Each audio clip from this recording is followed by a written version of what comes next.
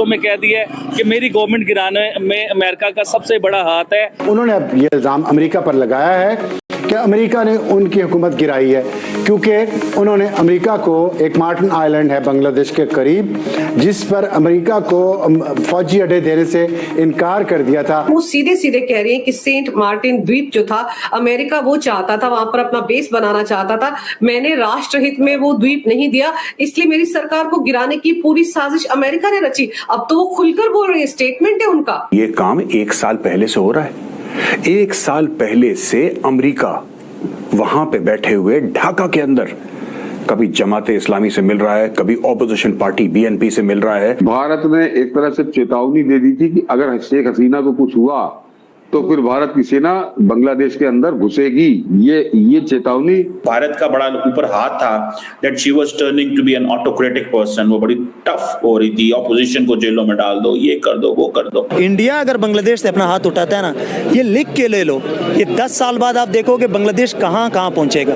आज बांग्लादेश पे कोई 1 रुपया कर्जा नहीं है। हमें जो नजर आ रहा है वो ये नजर आ रहा है कि बांग्लादेश के हाथ में आने वाले टाइमों में कटोरा होगा, ये पूरी दुनिया से भीख मांगेंगे, IMF के ये मुताज हो जाएंगे, चाइना के ये मुताज होंगे, ये कर्जा लेंगे, क्योंकि इनकी जो जनरेशन है ना, ये इंकलाब नहीं लेके, ये इजाब लेके आए हैं। उनका ख्याल है कि जो कुछ बांग्लादेश में हुआ है वही कुछ पाकिस्तान में हो जाएगा।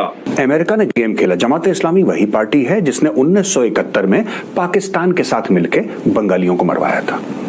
30 लाख बंगालियों को मरवाया था, 10 लाख औरतों के साथ रेप हुआ था। ये बांग्लादेश जो है ना, ये मिनी पाकिस्तान बनेगा। ये इतना डूबेगा सोच भी नहीं सकोगे, क्योंकि जो टेक्सटाइल इतनी ऊपर है, उनकी जो वुमेन एम्पावरमेंट इतनी ऊपर थी।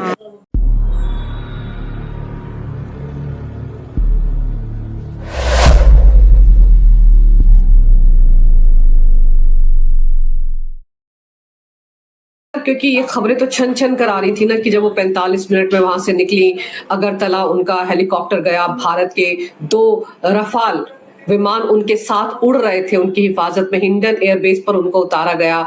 तो उस वक्त ये खबरें तो आ रही थी, लेकिन ये बातें तो खैर पब्लिक डोमेन में सर अब आ रही है कि भारत ने चेतावनी दे दी थी कि अगर शेख हसीना को कुछ हुआ तो भारत की सेना वहां घुसेगी। लेकिन क्या सर इससे पहले जब वहां पर हालात खराब हो रहे थे, उस वक्त कुछ ऐसी खबरें सुनने को मिली कि तब भी शेख हसीना ने भारत से कहा था कि आप आइए यहाँ पर, इस तरह का माहौल बन गया तो भारत की सेना से उन्होंने मदद मांगी थी क्या?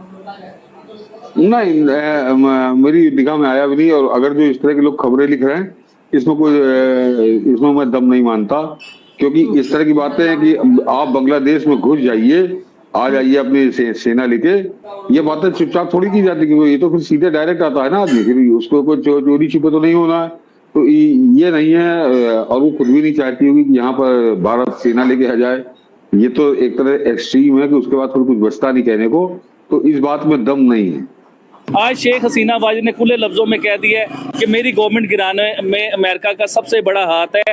अमेरिका इन्वॉल्व था, क्योंकि वो मुझसे हवाई अड्डे मांग रहा था या मिलिट्री एयरबेस मांग रहा था, और मैंने उससे इनकार कर दिया, और अमेरिका ने मेरी गवर्नमेंट गिरा दी। चाहे वो इत्तेजाज के जरिए इस शक्ल से दिखाया गया, स्टूडेंट के जरिए दिखाया गया, जिस तरह भी दिखाया गया, शेख हसीना बाजी की गवर्नमेंट गिरा दी गई। ठीक है, लेकिन आबिद भाई, स्टूडेंट्स को इसका मतलब है या तो क्या मतलब यूनिवर्सिटीज में, कॉलेजेस में जाके ये बताया गया कि भाई शेख हसीना की गवर्नमेंट करानी है, कैसे? मतलब हमने तो देखा स्टूडेंट सड़कों पे निकले हैं। साहब वो स्टूडेंट नहीं थे। स्टूडेंट कभी अंडरगारमेंट्स लहराते हुए नजर आएंगे? स्टूडेंट क्या होता है? स्टूडेंट का मतलब होता है पढ़ने वाला इंसान, एजुकेटेड इंसान, पढ़ा लिखा इंसान। तो स्टूडेंट कभी ऐसी हरकत करेंगे कि अंडरगारमेंट्स लेके लहराए जाएंगे? ये स्टूडेंट नहीं थे। स्टूडेंट थे, मैं ये नहीं मानता कि स्टूडेंट बिल्कुल भी नहीं थे, कुछ स्टूडेंट थे बीच में, लेकिन बहुत ज्यादा लोग बीच में अपने घुसाए गए, पार्टियों के घुसाए गए, अमेरिका के चाहने वाले जो लोग थे वो घुसाए गए, जिन्हें डॉलर मिलते हैं वो लोग बीच में आए, जिन्होंने प्रॉपर एक तोड़ फोड़ की, गवर्नमेंट को गिराया गया, डराया गया। और आप ये देखें कि अमेरिका में जो शख्स थे मोहम्मद यूनुस नाम के, जो उनके वजीर आजम बन गए, वो तो बांग्लादेश में थे भी नहीं, उनका तो बांग्लादेश से मेरे ख्याल से लेना देना ही खत्म हो चुका हुआ था, तो वो रातों रात उधर के वजीर आजम बन गए। आपको याद होगा कि पाकिस्तान में भी इस तरह एक वजीर आजम था, उनका नाम आपको शायद याद, शौकत अजीज आए थे, जिन्हें शायद वो कहा जाता था जी रातों रात ब्रीफ केस वाले प्राइम मिनिस्टर आए हैं। और जिस तरह शौकत अजीज पाकिस्तान में रातों रात अमेरिका से आए और वजीर आजम बन गए ना, इसी तरह मोहम्मद यूनुस रातों रात वजीर आजम बन गए। वज़ीर आज़म वाला, ना उनका कोई टैलेंट था, ना वो तो इकोनॉमी के ऊपर उनकी स्टडी है, बैंकिंग के को ऊपर लेके उनकी स्टडी है, तो वो रातों रात जो वज़ीर आज़म बने ये सब एक ड्रामा था।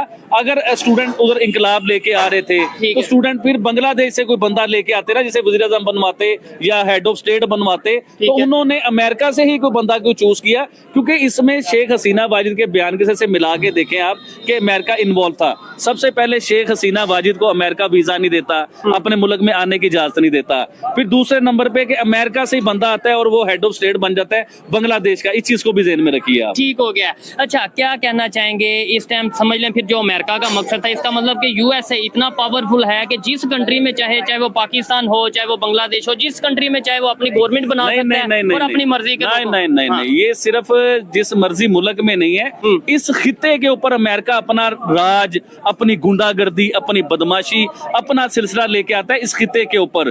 बड़े सगीर पाक हिंद हो गया, एशिया हो गया। अगर बात करें इस सारे एरिया की, तो इसमें तो इंडिया भी आता है। फिर इंडिया के ऊपर क्यों नहीं आज तक ऐसी सिचुएशन आई? क्या इंडिया के खिलाफ क्यों नहीं? आप मेरी ये वाली बात सुने ना, आज आप भी सख्त बात सुने। आप सारा दिन इंडिया इंडिया करते हो, आप हर वीडियो इंडिया के ऊपर बनाते हो, तो आपको ये आइडिया नहीं है कि इंडिया के बीच में भी अमेरिका ने बहुत कोशिश की उनके हालात खराब करवाने की, उनके झगड़े करवाने की। जिस तरह खालिस्तान का मामला शुरू हो गया, जिस तरह मणिपुर का मामला शुरू हो गया, तो ये अमेरिका इन्वॉल्व होता है। देखिए, इस एशिया के बीच में अमेरिका अपना एक जो है ना पूरा हक जमाना चाहता है, क्योंकि वो जिस मुल्क में अपनी मर्जी का वज़ीर आज़म लेके आता है, तो अगर वो वज़ीर आज़म अमेरिका की बात नहीं मानता तो उस मुल्क में मुख्तलिफ तरीकों से प्रोटेस्ट शुरू हो जाते हैं, एहतजाज शुरू हो जाते हैं, जिसकी वजह से वो गवर्नमेंट गिरानी पड़ती है। सब अमेरिका की ब्लैकमेलिंग है। इंडिया की गवर्नमेंट तो नहीं गिरी, उसकी क्या वजह? सर, इंडिया के लोग समझदार हैं। देखिए, सबसे बड़ी बात, इंडिया की इकोनॉमी सेट है, वो कर्जा नहीं लेते, वो भिखारी नहीं है। जिस तरह पाकिस्तान के वज़ीर आज़म को कहा जाता है कि पूरी दुनिया में भीख मांगते हैं, देखिए हमें ये चीज अच्छी नहीं लगती। बिल्कुल, हमारी का मीडिया ये बताता है